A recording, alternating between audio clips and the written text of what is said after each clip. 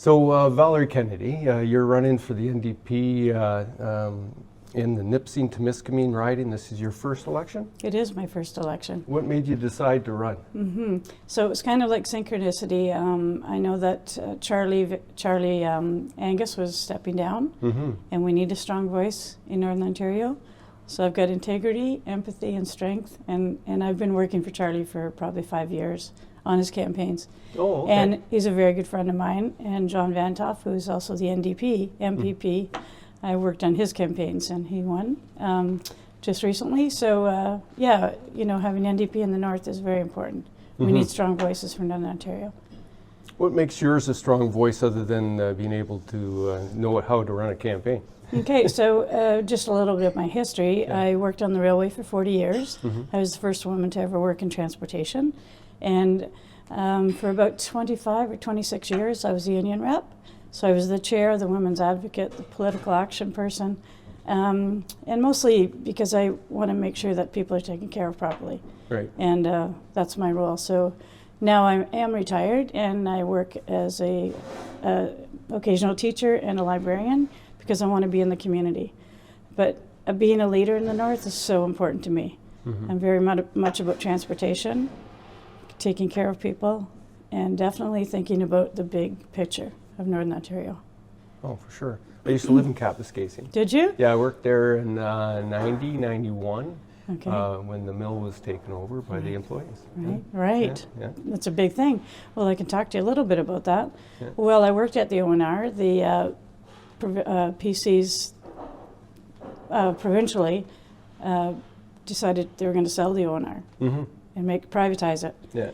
Well, let me tell you, no, a big no to that. Yeah. I was a reporter with the Nugget at the time. Right. Yeah. Yeah. So the employees fought back, me being one of them, of course, and we stopped that. They did sell off Ontario, but our rail is northern, it's ours. You know, this is an important part of our history. Oh, for sure. And then in 2012, the Liberals decided to take our passenger train away to cut off our families from the north, cut off our health care, especially our folks in Moosonee who take the Polar Bear Express. Now they have to take a bus to get to Toronto for a medical appointment. And if you know our highways, our Moose Trail highways, most of the time in the winter, they're closed. And you don't just get a little neck injury on our highways when there's an accident. It's a fatality. And it's got to stop. We've got to get our transport. We need transports for sure, but we need to get some of those transports off and put on the rail that runs parallel to Highway 11. Yeah. It only makes sense. Environmentally, economically, it just makes sense. And, you know, try to focus on maybe making a switchback kind of a road because our highway is pretty bad. I mean, all the way to the Manitoba border, basically it's 2 lanes. Yeah. And we have, you know, we're a big area, as you know, in Ontario. And the riding's changed quite a bit, eh? It has changed. So yeah, they decided How far to north extend. Does the Nipissing-Timiskaming riding go now? So Nipissing-Timiskaming goes to Chamberlain Township, Englehart, Charlton, all the way through to North Bay and then to Mattawa. So it's a big riding. So it's a lot of door knocking in a lot of communities. But you know what? Northern Ontario runs through my veins, so I have no problem taking care of our area. I've got the time and and the ambition to do it. We're here at Lou Dawgs in North Bay. Yes. I'm doing the interviews here so I can later do some stand-up comedy series and maybe have a contest this summer. And I'm sure this election is going to give me a lot of fodder. It looks like it's a two-party race, right? Because of the Trump tariffs, the threats, the musings of annexations have really galvanized Canadians, and they see a need for a proven corporate-type guy to deal with Trump. And it looks like Mark Carney is in the lead as far as the polls go.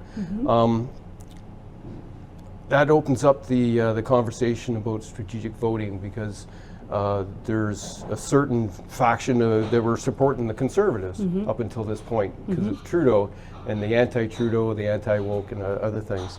How do you wrestle with that? So as far as I'm concerned, For Northern Ontario, it's NDP, and let me tell you, I'm on the mission to orange. I'm not looking too much to the red and the blue.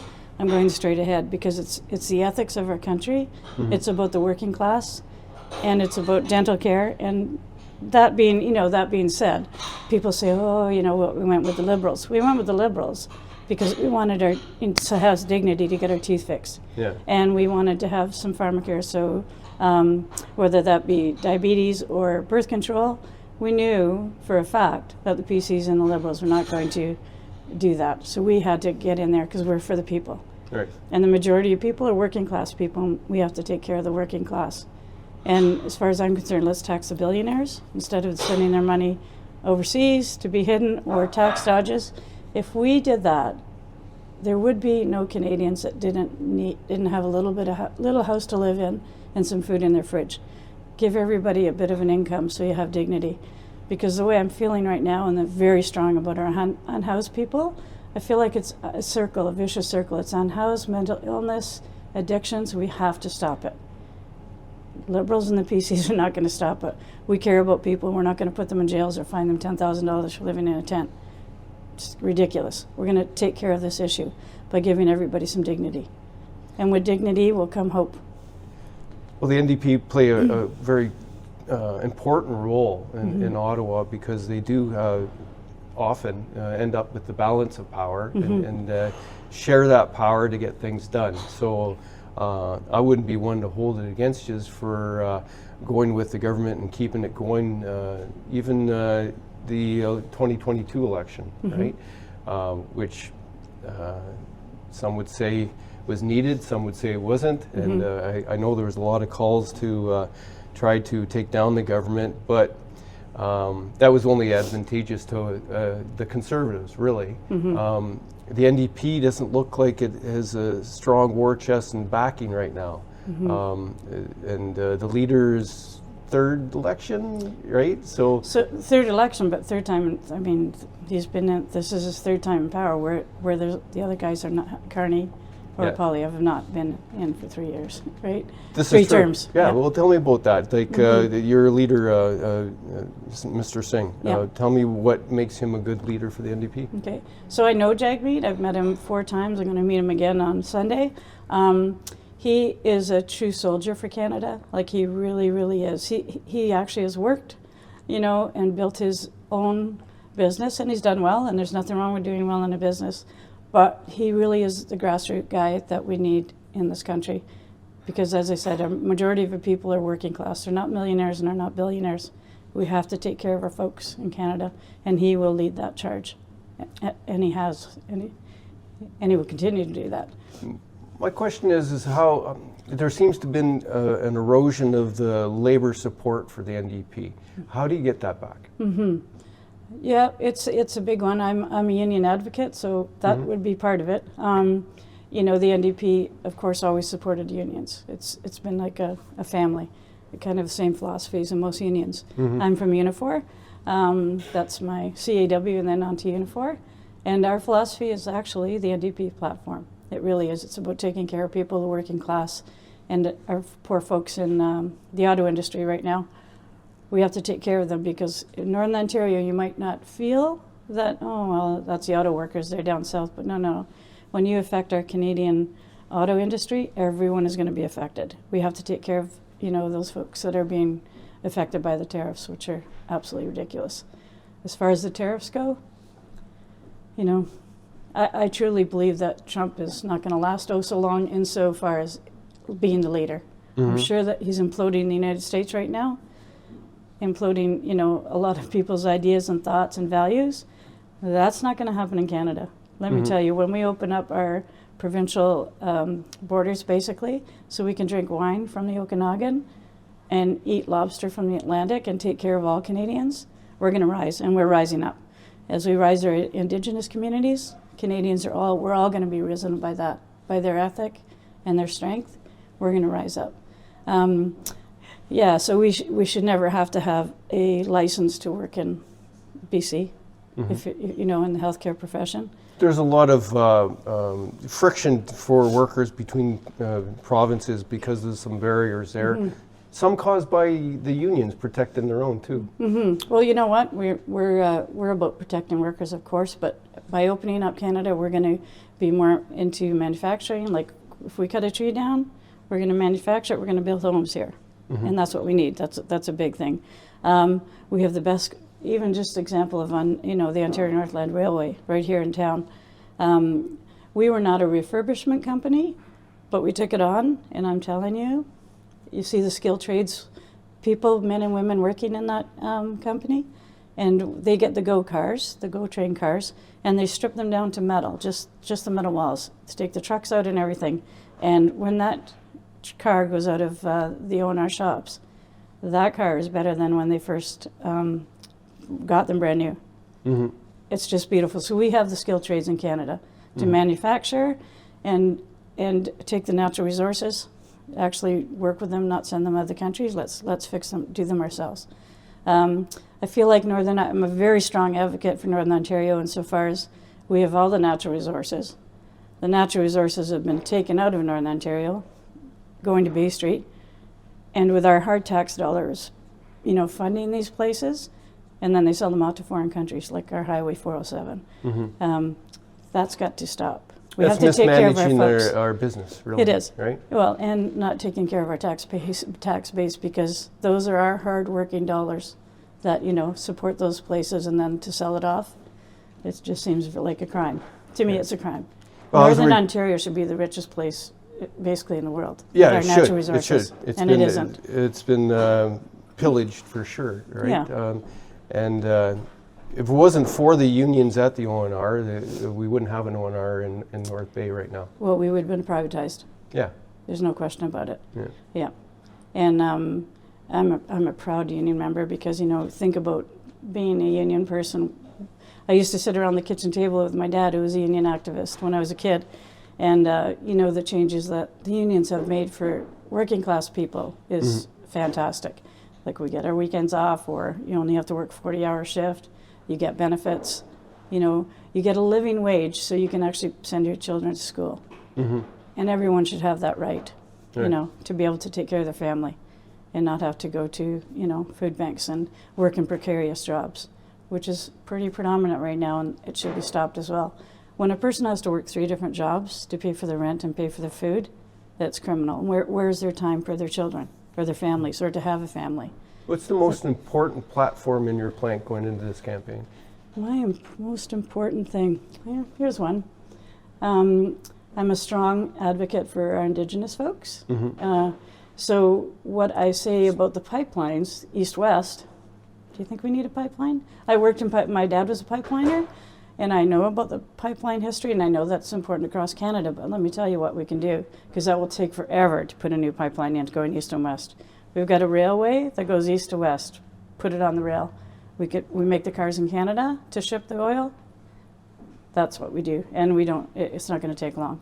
How's the safety record with shipping oil with on rail? Oh, I'm sure that there has been some accidents, but really, it's pretty safe travel. Compared to pipeline? Well, we had a pipeline blow up in Englehart way back when. Yeah. It does happen, right? Yes. It does happen. So I say rail is the answer. We're regulated by Transport Canada, who make sure that things are running right. I'm not going to say there couldn't be an accident we've had accidents where transports, stall on the tracks and there's nothing you can do. That's something you can't really avoid. Doesn't happen very often, but it could. But I'm just saying the rail is governed by Transport Canada. It's safe. Are there any other options as far as crossing Ontario with bitumen? Is there other places it can go? Across Northern Ontario? Rather than coming through Northern Ontario east-west, right. Is there other ways to get it to market other than just the States? Well, I'm not too sure about that. I have to look at my maps. Yeah. Well, it's definitely east-west, though, that they're looking at. So that's what I'm looking at. Yeah. And we know that comes right through our riding here. And in the past, there's been quite a bit of opposition because it threatens drinking water and other environmental possibilities. But if you look at the stats, really, there is a major cleanup if that does happen. But if a pipeline blows up, it's way worse, right? Well, that's what I'm talking about, Yeah. the pipeline. Mhm. Oh, you're talking about the pipeline, yeah. Yeah. Mm-hmm. Because it would cross the end of Trout Lake right where I live. Right, actually, exactly, and exactly. Be in Exactly. behind, really, so. Exactly. So, sorry, I got mixed up You're there. thinking but the rail, I was right? thinking of the rail. Yeah, no, the rail is great, but We've lost a lot of rail, too. we've lost rail. So we need to get more because there are some mines that are closing down, and that does affect the ONR for sure. But the key is that we need to get into the places that we can get with rail. Even when they're talking about the Ring of Fire, building a road in a muskeg, and just bullying your way in, no, that's not going to happen. Indigenous people will not let that happen. I thought they have an agreement with the closely affected First Well, Nations. it's been a long time since the Ring of Fire came into existence, being the muskeg that it is, so they're in talks for sure. But it's been years, and the provincial government cannot just decide that they're going to just say, you know what, we're just going to rush through this. This has been too long. We're going to just rush through. You can't. There has to be community involvement. There has to be indigenous involvement. That's a long process. Yes, there's rich minerals in there, but it is muskeg. It's muskeg. And as far as building roads, I mean, in muskeg, why not? If you're going to do that, put it in by rail. And then people can get in and out. They're not worrying about bad weather. Trains can go through bad weather.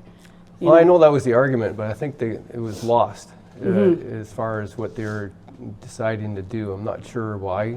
Costs. I'm not sure if the rail was going to do it for the Indigenous communities. I guess I'd have to do some more work, homework on that one, because I thought that they had an agreement that was going to enable the road, but maybe not. Well, just think about the maintenance of that road opposed to rail. You know. Well, I mean, we can look at the we track have hard record. enough maintenance to Highway 11. Yeah. Can you imagine going up there? You know. I can't imagine. I've never been there.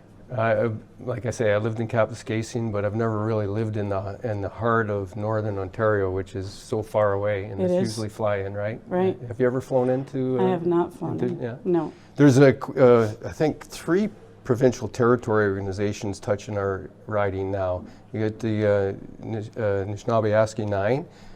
Does Treaty 3 come into play? We're Timiskaming, Bear Island, Okay. and Nipissing. So those are the the two communities. Yep. But I used to work for the Union of Ontario Indians. Did you? Yeah, so it was a provincial territory organization. Right. Represents 39 communities. And then there's Treaty 9. But I was just wondering if Treaty 3, where the Ring of Fire, I think, is closer to. Yes, that would be. Yeah, it's far up there. Yes. Okay. So, yes. but your riding doesn't go that far. No, it doesn't. So we just go like I say, we have Bear Island. Yeah. And And then they Nipissing. didn't sign a treaty. Yeah. Yeah. Well, I don't know if you know Mary Lalonde, but I do. She's I work with her. Yeah. Well, she's a mentor of mine. Oh yeah. I think she's a gift. dynamo. She's Yeah. a gift. Oh, yeah. She's a storyteller and a truth teller, and those are the people that guide me. And Charlie Angus is a truth teller. Tell me about And a Charlie storyteller. Angus's tour and what he's trying to do with that. His resistance tour. Yeah. You know, when the tariffs came into play, you know what? He was probably the first one with the elbows up. There's no question about it. He's got pretty strong I think resistance. he rolls out of bed with his elbows up. He kind of does, yeah. And I'm just hoping he doesn't get worn out because he's going all over the place. People want to see him. They want to see a truth teller. They want to really know what's going on. And I mean, he's been in Parliament for, well, this will be 20 years probably, right? And he has a true love of Canada, and he's just a truth teller. He's telling the truth. We are not going to be run by the Trumpster. It's not going to happen. We're going to never be the 51st state. Well, yeah, for We've sure. got our Indigenous folks, our beautiful French Canadians, and all of us, we're just going to stand up. It's not going to happen. Yeah. Not going to happen now, not going to happen ever. What Trump has done, though, is, like I said, raise the level of Canadians to realize, you know, this is an important, beautiful country we live in, from coast to coast to coast to coast, right? And that is what's come out of the Trump. And again, he's in there supposedly for 4 years, but the way things are imploding with the stock market, I don't know if he's going to really go that full term of 4 years. We don't need dictatorships. We don't have it in Canada and never will. And insofar as the parties go, you know, I commend anyone who's going to run as a candidate, whatever party they're in, because it's a big task. So when it comes to talking to different parties, I'm all about talking to parties, opening up, and not just fighting, because that's not my thing. It's communication. And if they've got great ideas, I'm going with it. But if they don't have great ideas, it's a full stop for me. Mm-hmm. Yeah. Well, let's just imagine for a second that Nipissing-Timiskaming, which is normally Liberal, Yes. by track record, Yes. for sure. In fact, my first federal election that I really paid attention to in 1988, when I was going to Canada College, that's when Bob Wood was elected. And okay, so let's imagine that it's still Liberal after April 29th. What can you do to help the Liberals do the right thing for Northern Ontario? What are you going to do after election if you don't get elected? If I don't get elected, I'll still be pushing forward. Yeah. Pushing forward. That's what I do. That's who I am. And that'll never change. I think I was born to do this, to tell you the truth. Yeah, if the Liberals get elected, great. I definitely would work with them, but NDP is my main focus. I'm not really focusing on either party, and the Green Party too as well. Yeah, I would definitely work with them, and if they have good ideas, I'm all in. But I'm definitely always going to be in politics in some way or another. Yes. Have you ever heard a good idea come out of the Conservatives? That's a tough question, eh? You know what? It used to be Conservatives, but is it Conservatives now? Is it really? The Reform Party, right? Started. Yeah, it's not the Conservatives. It's not the of our Conservatives that used to be. Fathers Conservatives. No. Or parents Conservatives. Right, where they took care of people. It's a they different take care of the billionaires, right?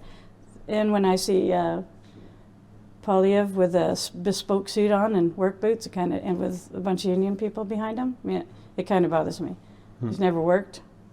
He doesn't. I don't like when any politician uses people as props like that. Like everybody in. I don't like when Carney does it either. I don't either, because he's not worked in the workforce. Yeah. And we have to remember that in Canada, the biggest base is our working class. Yeah.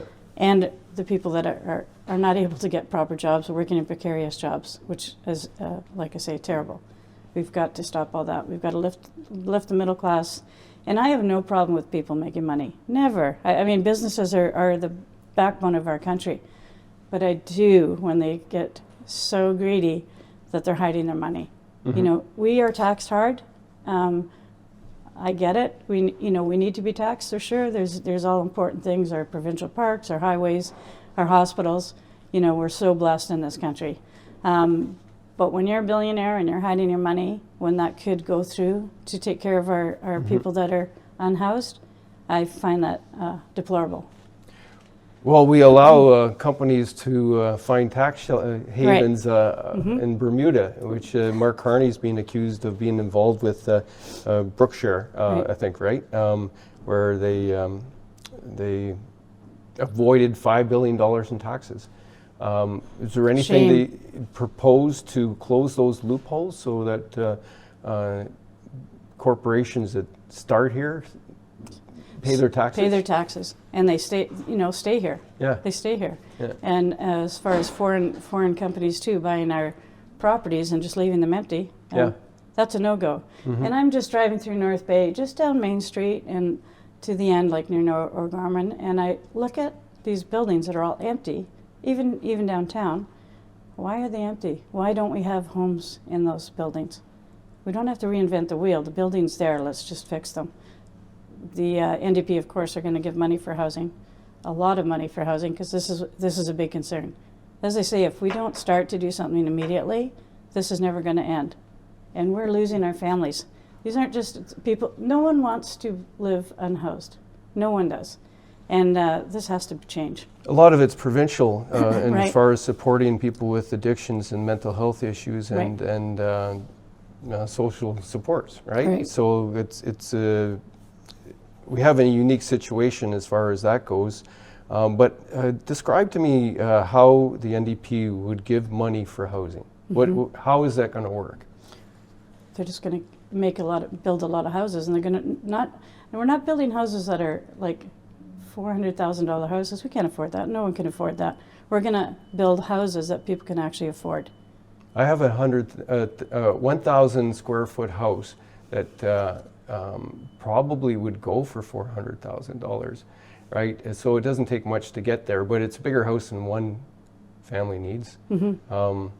So yeah, whenever we talk about providing housing for people that can't make the market rent or the mortgages or whatever, what that means and how that looks and it's defined is what is affordable housing is really a kind of moving target, it seems, because I think it's important for people to understand what would be, because nobody likes when somebody gets something for free when they had to work for it. Okay, right? so that's a bit of an issue. How much does it cost when people are unhoused? How much does it cost to take Well, care that's of the folks thing, that are dying right? in the street? Yeah, it costs And- more to deal with them every day. That's right. Yeah. When they have a little home, it could be a tiny home. It could be a tiny home. You just have to have somewhere where you have dignity. Yeah. And it doesn't have to be a big house, but you want to have a little fridge and you want to have a sandwich to eat. These are the things that people need. As I say, Basics. basics. Yeah. And we need I'm more, not against it. No. I just And would like to see it we defined. need more help for the mental health because it's so big right now. Even after COVID, people are having issues. As an educator, I'm working in a school, in many schools I've seen, is that the younger generation, like the new teachers coming out, they're having a horrible time socializing still. And boy, do we need teachers and do we need doctors, which there's probably 10,000 doctors in Canada right now that can't get their license because of all the bureaucracy. We need to speed that process up. But yeah, so I'm... and the existing doctors are having troubles making their ends meet because of the billing regulations and the way things need to be, right? As far as the province is concerned. Right. And I mean, we are talking about province, but I mean, we are Canada-wide. We're going to talk about Canada-wide passenger services across the country. But I totally understand what you're saying, and we do have to support our doctors and our nurses and get our, the nurse practitioners, and we have to really help them along. It's a very long process for their education, right? We have to support them because they're burnt out. Like if you see a nurse that's worked 12 hours, just get off work, they are absolutely, they almost look like zombies. They're so exhausted. And I think that the way the provincial government is going is kind of trying to privatize our healthcare. That will never work. That's not a good system. Be parts that are privatized? You start with little things that are privatized, and that's how it's going to go.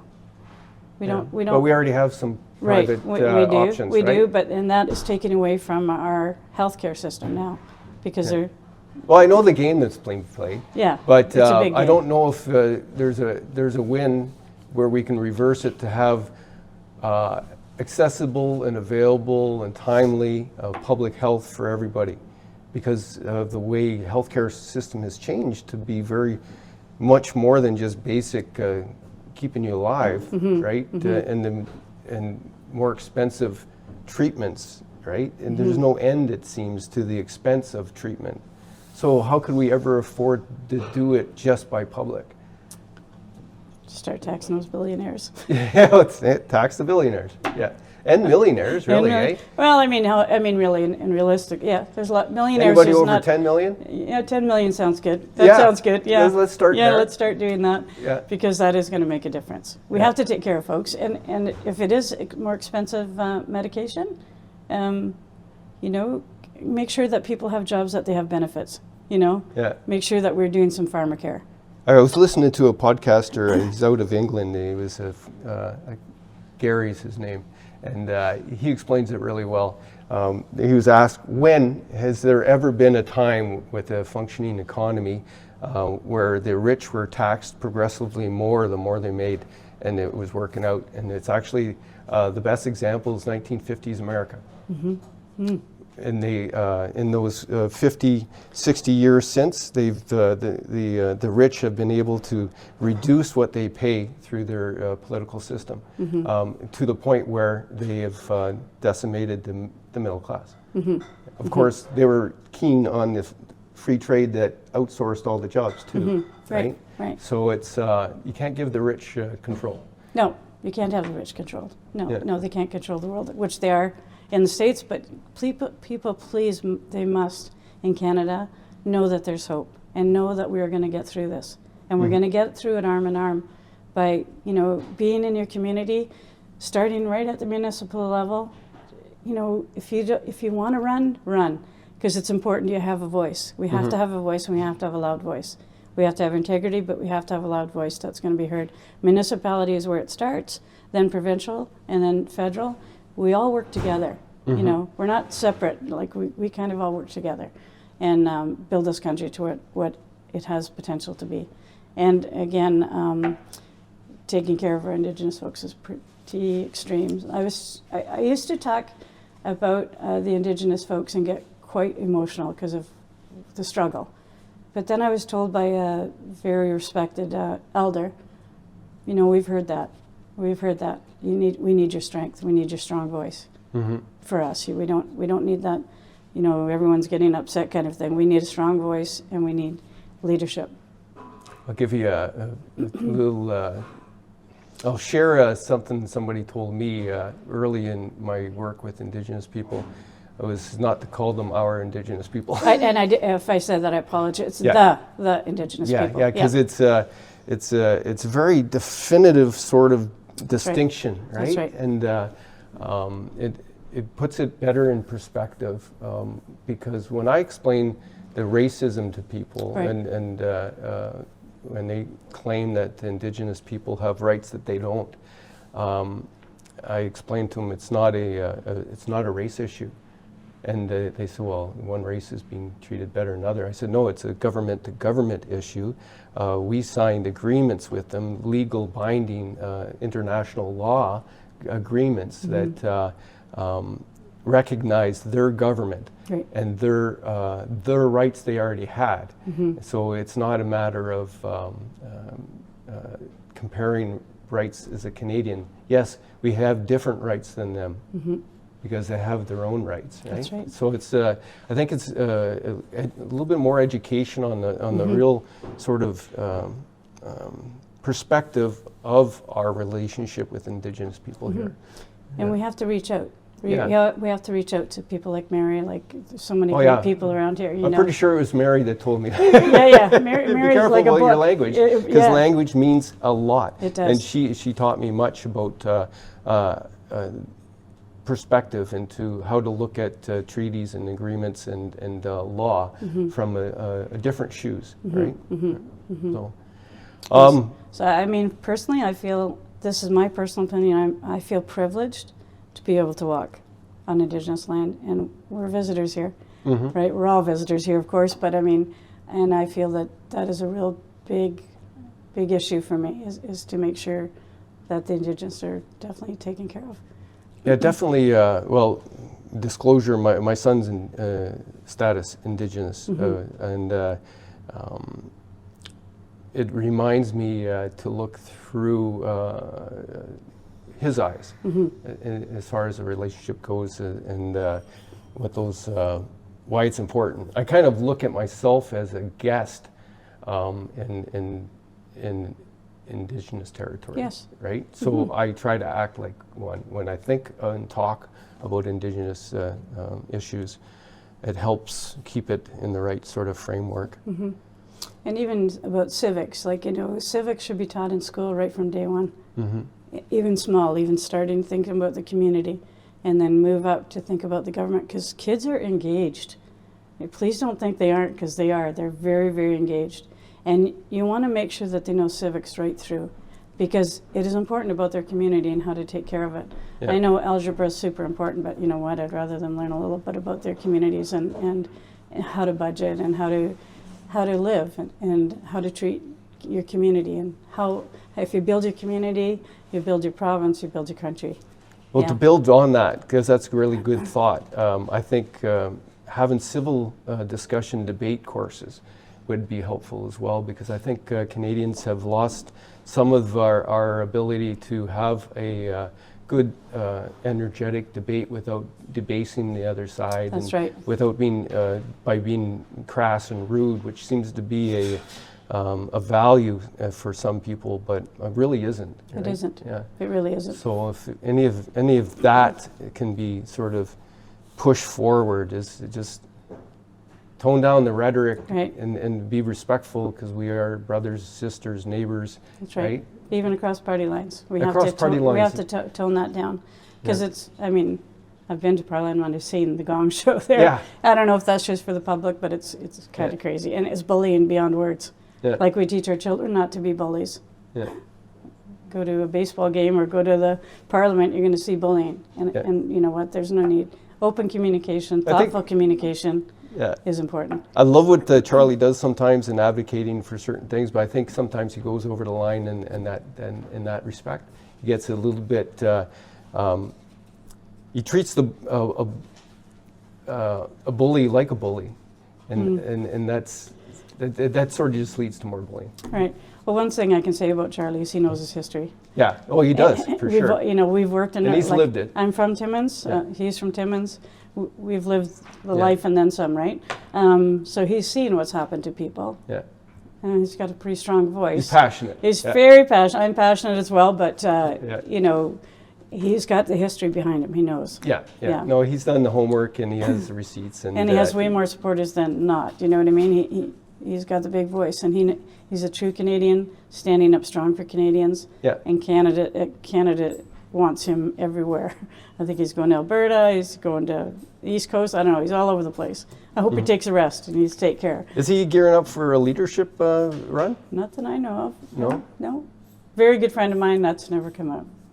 Interesting. Do you know who is also a great leader in our country right now? Is Wab Kinew. Right. We can, Yeah. that guy, What you a know, he's classy- got he's a classy. classy guy. He's got Yeah. a smile on his face when he's Yeah. speaking. Yeah. But when it came to our, you know, the sisters that were in the dump, Yeah. there was no smile on his face. No. He can be very serious, a very smart man. Yeah. And he is a beautiful leader for our country as well. Yeah. And Jagmeet as well is a beautiful leader. People just have to meet him. They just have to meet him, and you know right away that is the person that you want, telling your story and taking care of our country. Yeah. And if he does or if he doesn't, the NDP is always going to be a strong force in Canada. We'll never stop. Well, it's got strong federal foundations for sure. Provincially, it's come close, but that's another topic. Yeah, leader of the opposition though, Merritt Stiles, right? Yeah. She did well.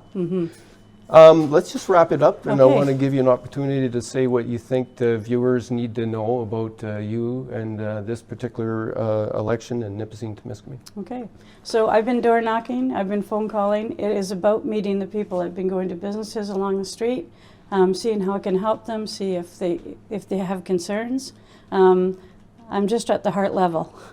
I'm a working person, and I just talk straight talk and the truth, because that's the only thing I know. I can tell you the NDP is here for the working class and in businesses and making sure that we all thrive and survive. Yeah, that's my philosophy, and that's why I'm an NDP person, is because their philosophy is my philosophy. Oh, okay. And it's about educating, because even when we say words like First Nations or Indigenous, that's all education, and shame on us for not teaching enough about that. But as we learn, we get better and we get stronger, and we're all about learning and never stopping learning and taking care of everyone in Canada. Well, it's been very good meeting you. Yes, you as well. Thank you for your very time. much. Thank you. And we'll be talking again very soon. Okay. Yes, we will. Thank you very much, Nipissing-Timiskaming. I appreciate your support, because it's out there and I'm feeling it. Thank you ever so much. Right on. Thank you.